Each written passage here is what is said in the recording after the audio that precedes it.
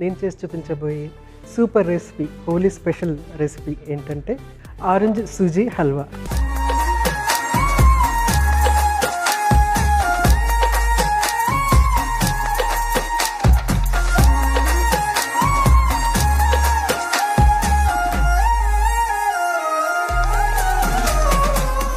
Orange suji హల్వాకి కావాల్సిన పదార్థాలు ఏంటో ఒకసారి చూసేద్దాము. ఉప్మా రవ్వ, ఆరెంజ్ జ్యూస్, కండెన్స్డ్ మిల్క్, జీడిపప్పు, పంచదార, నెయ్యి. చాలా సింపుల్ ఇంగ్రీడియంట్స్, సింపుల్గా కూడా అయిపోతుంది. First stove వెలిగించేసుకుందాము.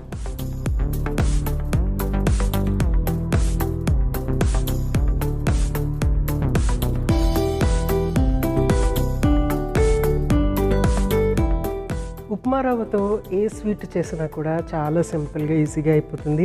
ఎందుకంటే అది రవ్వలాగా ఉంటుంది కాబట్టి నీరైనా మనము ఏదైనా చెయ్యాలి అంటే అది కలపాలి, ముద్దలాగా కలపాలంటే నీరైనా చక్కగా పీల్చుకొని అది మంచి డోలాగా తయారవుతుంది.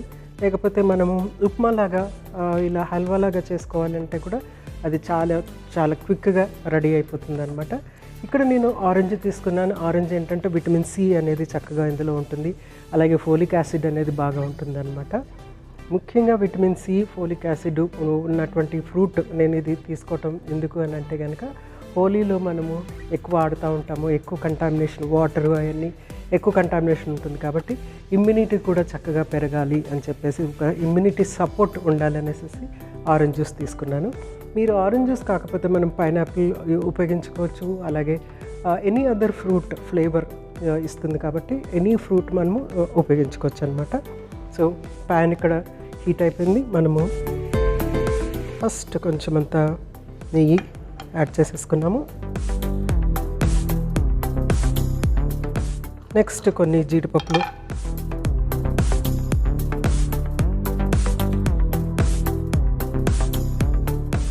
సో ఏ స్వీట్కైనా కొంచెం నెయ్యి, పంచదార, జీడిపప్పు ఉంటే అది బ్రహ్మాండంగా ఉంటుందన్నమాట. ఆ స్వీట్నెస్ ఎన్హాన్స్ చేస్తుంది.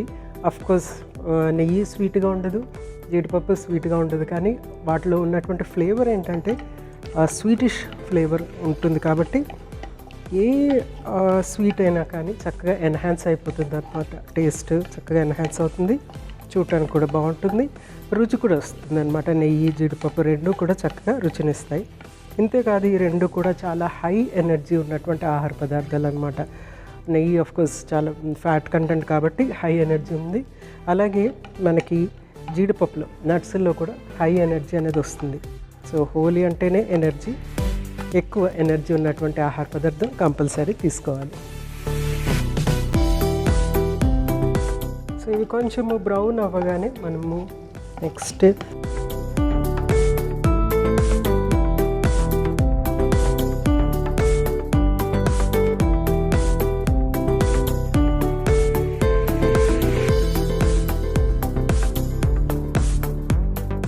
సో ఉప్మా రవ్వ ఇందులో యాడ్ చేసేసాను. ఇదే పదార్థము ఉప్మా రవ్వ బదులు జొన్న రవ్వ కూడా యాడ్ చేసి మీరు తయారు చేసుకోవచ్చు. జొన్న రవ్వతో కూడా తయారు చేసుకోవచ్చు, బియ్యం రవ్వతో కూడా తయారు చేసుకోవచ్చు. ఉప్మా రవ్వ అన్న మనకి అంటే బొంబాయి రవ్వ అంటారు మోస్ట్ కామన్గా.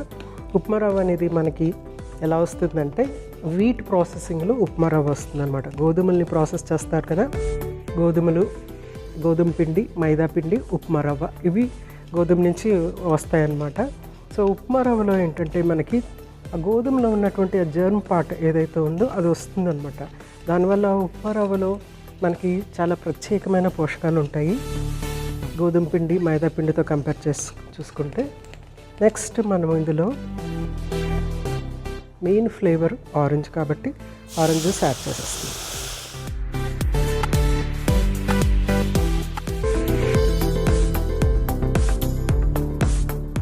కొంచెం అంత ఆల్రెడీ నేను కండెన్స్డ్ మిల్క్ యాడ్ చేస్తాను, కానీ కొంచెం అంత షుగర్, ఆరెంజ్ జ్యూస్ యాడ్ చేసాం కాబట్టి దానికి కొంచెం అంత షుగర్ యాడ్ చేస్తున్నాను. సో ఆల్రెడీ ఇది మనకి హల్వాలాగా రెడీ అయిపోతుంది. సో నెక్స్ట్ కండెన్స్డ్ మిల్క్,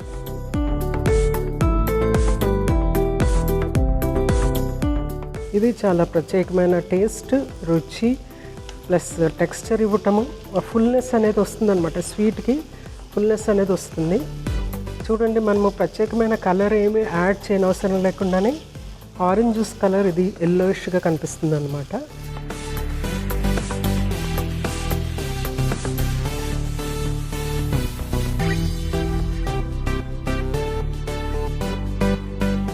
కొంచెం అంత వాటర్ యాడ్ చేస్తున్నాను.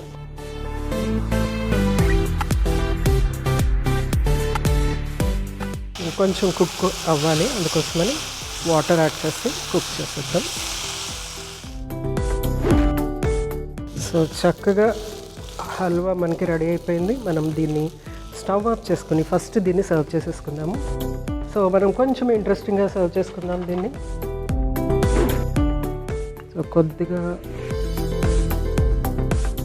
నెయ్యి వేసేసి, మనము ఈ నెయ్యి ఎందుకు యాడ్ చేశానంటే మనం ఈ షేప్ తీసుకురావటానికి అనేసి నెయ్యి యాడ్ చేశాను.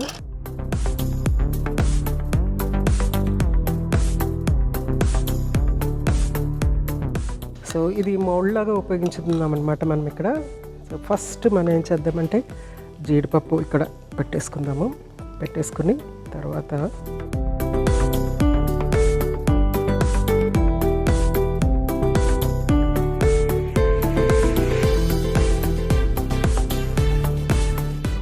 చక్కటి షేప్ రావటానికి ఇలా చేస్తున్నాను. కొంచెం అంత నూనె రాసుకుని మనము వేరే డిఫరెంట్ షేప్ కావాలంటే డిఫరెంట్ షేప్ కూడా చేసుకోవచ్చు.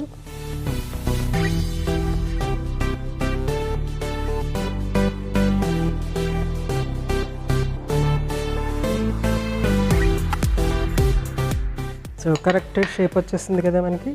సో దీనిపైన కొంచెం జీడిపప్పు, ఆల్రెడీ జీడిపప్పు ఉంది కానీ ఇంకొకటి ఇట్లా పెట్టేసేసి చక్కగా డెకరేట్ చేసేసుకోవటమే. సో ఎంత చక్కటి మోల్డ్ అయిపోయింది కదా. మనము దీనికి కావాలంటే కొంచెం ఇంకా ఎక్స్ట్రా వాటర్ యాడ్ చేసుకొని ఇంకొంచెం సాఫ్ట్గా కావాలంటే, ఇంత గట్టిగా కాకుండా ఇంకొంచెం సాఫ్ట్గా కావాలంటే సాఫ్ట్గా చేసుకోవచ్చు. హోలీ అనుకుంటున్నాం కదా, హోలీ స్పెషల్ కాబట్టి ఇది. హోలీ ఆడుతున్నప్పుడు తీసుకోవాల్సిన జాగ్రత్తలు ఏంటి అంటే, ఏ రంగులంటే ఆ రంగులు వాడకండి. ముఖ్యంగా మనము ఆర్గానిక్ రంగులు అని దొరుకుతాయన్నమాట. అవి మనకి స్కిన్ ఎలర్జీ రాకుండా ఉంటుంది. అట్ ద సేమ్ టైం కంట్లో పడినా కూడా మనకి కళ్ళు మంట అనేది రాకుండా ఉంటుంది అన్నమాట. యూజువల్గా ఏమవుతుందంటే ఆడుతున్నప్పుడు ఆ రంగు ఎక్కడ పడుతుందో, ఎలా పడుతుందో ఏంటి అనేది మనకి జనరల్గా తెలియదు. కాబట్టి ఏం చేయాలి, జాగ్రత్త తీసుకోవాలి అని అంటే కనుక డెఫినెట్గా ఆర్గానిక్ రంగులు ఉపయోగించితే కనుక ఎలర్జీ రాకుండా ఉంటుంది స్కిన్కి. ఆ రంగులు కూడా త్వరగా వదిలిపోతాయి. రంగులు వదిలించుకోవటం కూడా చాలా కష్టమైన పని అనమాట. సో ఫస్ట్ నూనె రాసేసుకుని ఒక టిష్యూ పేపర్తో కానీ వెట్ క్లాత్తో కానీ ఫస్ట్ తీసేసిన తర్వాత ఆ నెక్స్ట్ సబ్బు పెట్టి 2-3 సార్లు సబ్బు పెట్టి అప్పుడు వాష్ చేసుకోవటం చాలా అవసరం అవుతుంది. అండ్ జుట్టుకి కూడా అంటుకున్న కలరు తొందరగా పోవాలంటే డెఫినెట్గా ఆర్గానిక్ కలర్స్ వాడాలి. ఎలర్జీ రాకుండా ఉండాలి, కంటికి కూడా ఏమీ ఇరిటేషన్ అనేది లేకుండా ఉండాలి, జుట్టుకు అంటుకున్న కలర్ కూడా ఈజీగా పోవాలి అంటే కనుక ఆర్గానిక్ కలర్. అవి హెల్దీ కాబట్టి ఆర్గానిక్ కలర్స్ మాత్రమే వాడండి. ఇది చాలా ఇంపార్టెంట్. ఏ కలర్స్ అంటే ఆ కలర్స్ వాడకండి. అది ముఖ్యంగా మీరు చేయవలసింది హోలీ రోజున. హోలీ రోజున దాని ముందు రాత్రి ఏం చేస్తారంటే హోలీ దహనాన్ని పెడతారనమాట. అంటే పాత ఉపయోగించిన వస్తువులన్నీ కూడా రోడ్డు మధ్యలో వేసేసి చక్కగా వెలిగించేస్తారు. అంటే జనరల్గా మనకి భోగి రోజున మనము తెల్లారుజామున ఎలా చేసుకుంటారో అదేవిధంగా హోలీ రోజున ఈవినింగ్ టైంలో హోలీ దహనం చేస్తూ ఉంటారు.